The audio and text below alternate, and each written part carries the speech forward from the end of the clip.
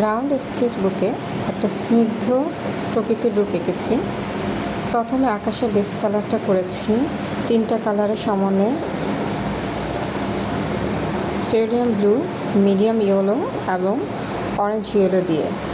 তারপরে পাহাড় এঁকেছি গ্রে কালারটা দিয়ে এবং দেন গাছপালা ঝোপঝাড় বুঝাতে পাথর গ্রিনটি ইউজ করেছি এবং নিচে মাঠটা বুঝাতে লেমন ইয়েলো এবং স্যাপ গ্রিন কালার দুটো মিক্সড করে ইউজ করেছি এবং গাছটা এঁকেছি বার্ন সিয়ানা এবং র আম্বার দুটো কালার ইউজ করে।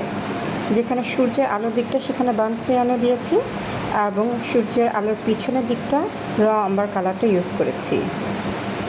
এরপরে গাছ এঁকেছি স্যাপ গ্রিন কালার ইউজ করে এবং সেই সাথে লেমন ইয়েলো দিয়েছি। ধন্যবাদ।